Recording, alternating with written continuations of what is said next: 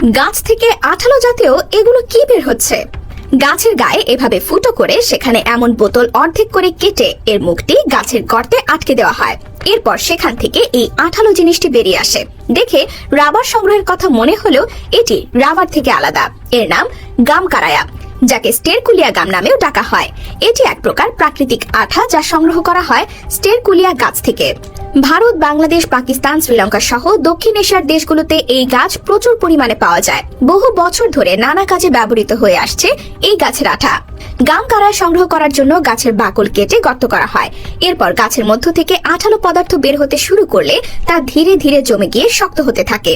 এই আঠা প্রথমে সাদা রঙের থাকে, তবে শুকানোর পর হলুদাভ সাদা বা হালকা বাদামি রং ধারণ করে। সংগ্রহের সময় সাধারণত গ্রীষ্মকাল বেছে নেওয়া হয়, কারণ শুষ্ক আবহাওয়ায় আঠা সহজে বের হয় এবং শক্ত হয়ে ওঠে। গাম কারায়া বহুমুখী কাজে ব্যবহৃত হয়। খাদ্য শিল্প, ঔষধি প্রয়োগ এবং শিল্পকর্মে এর ব্যবহার অনেক। গাম কারায়াকে অনেক সময় খাদ্য পরিপূরক হিসেবেও ব্যবহার করা হয়। এটি খাবারের ঘনত্ব বাড়ানোর উপাদান হিসেবে কাজ করে, যে কারণে আইসক্রিম, দই এবং অন্যান্য দুগ্ধজাত পণ্যে এটি ব্যবহার করা হয়। এছাড়া গাম কারায়া প্রাকৃতিক ইমালসিফায়ার হিসেবে কাজ করে, যা বিভিন্ন খাবারে মিশ্রণ বজায় রাখতে সাহায্য করে। গাম কারায়ার প্রধান ঔষধি ব্যবহার হলো প্রাকৃতিক ল্যাক্সেটিভ বা রেচক হিসেবে।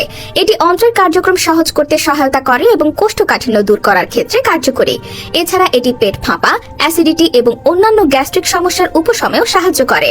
শুধু এগুলোই নয়, খাদ্য উপাদান হিসেবে ব্যবহারের ক্ষেত্রে গাম কারায়া আরো কিছু স্বাস্থ্য উপকারিতা পাওয়া যায়। যেমন গাম কারায়ার প্রধান বৈশিষ্ট্য হলো এর পানি শোষণ করার ক্ষমতা, যা পাকস্থলীতে ভারী অনুভূতি দেয়। এটি খাওয়ার পর পেট কিছুটা ভর্তি মনে হয়, ফলে ক্ষুধা কম লাগে আর ওজন নিয়ন্ত্রণেও সাহায্য করে। গাম কারায়ার প্রাকৃতিক উপাদান অন্ত্রের প্রদাহ কমাতেও কার্যকরী। যদিও গাম কারায়া নিরাপদ, তবে অতিরিক্ত সেবনে পেট ব্যথা, ডায়রিয়া বা অন্যান্য পেটের সমস্যার সৃষ্টি হতে পারে। এছাড়া যাদের ফাইবার সহজে হজম হয় না, তাদের ক্ষেত্রে এটি জটিলতা তৈরি করতে পারে।